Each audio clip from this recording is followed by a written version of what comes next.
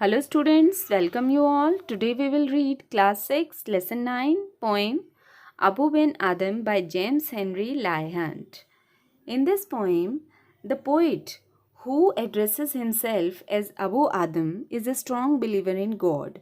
He believed that not only loving God but also loving people who believed in God is great. So let's get ready to read the poem. It is rightly said that God helps those who help themselves. Read this poem and see how Abu is blessed by God. हम इस poem को read करेंगे और ये जानेंगे कि कैसे God के द्वारा अबू को ब्लेस किया गया. Here is poem. Abu ben Adam, may his tribe increase, awoke one night from a deep dream of peace and saw within the moonlight in his room, making it rich and like a lily in bloom, an angel writing in a book of gold. Abou Ben Adhem को एक संत represent किया गया है. सो poet ने कहा है कि भगवान उनकी जाति बढ़ती रहे, ट्राइब जाति बढ़ती रहे. क्यों? क्योंकि अबू बिन आदम लोगों से बहुत प्यार करता था, उनकी हर तरीके से हेल्प करता था.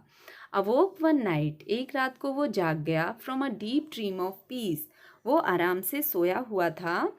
एंड सा, उसने क्या देखा? With in the moon light in his room, जो उसके रूम में रोशनी आ रही थी उससे, मेकिंग इट रिच, और उसके कमरे में और ज़्यादा रोशनी हो गई थी. किस वजह से? उसका कमरा और भी महक रहा था. किससे? Like a lily in Bloom, N angel writing in a book of gold.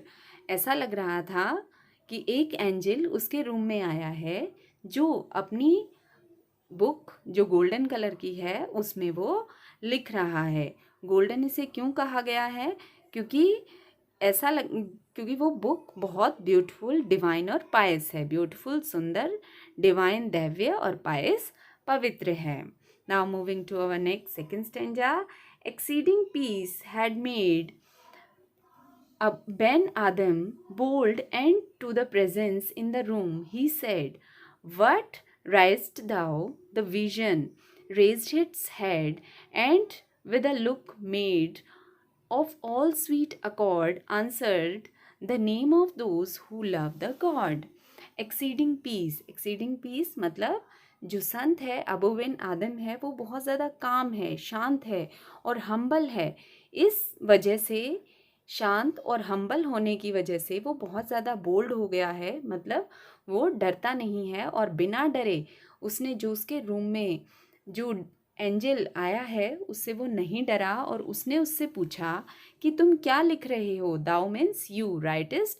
तुम क्या लिख रहे हो? द विजन, जो उसे दिख रहा था, जो एंजल था, उसने अपना हेड रेज किया और कहा, उसकी तरफ प्यार से देखते हुए कहा कि मैं नाम लिख रहा हूँ उनके जिन्हें भगवान प्यार करते हैं. Now moving to next third stanza. And is mine one, said Abou.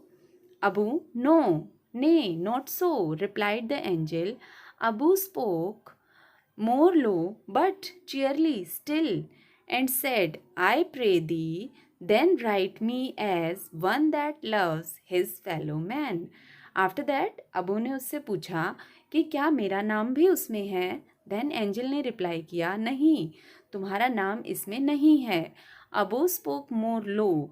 Abu की आवाज़ थोड़ी धीमी हो गई, लेकिन बट चेयरली, फिर भी वो खुश था और उसने कहा, I pray thee. Thee means you, मैं तुमसे प्रार्थना करता हूँ. देन, तब कि तुम मेरा नाम, राइट मी एज वन, मेरा नाम उनमें लिखो जो भगवान के द्वारा बनाए हुए लोगों से प्यार करते हैं.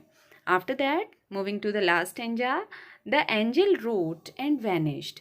The next day it came again with a great awakening light and showed the names whom love of God has blessed.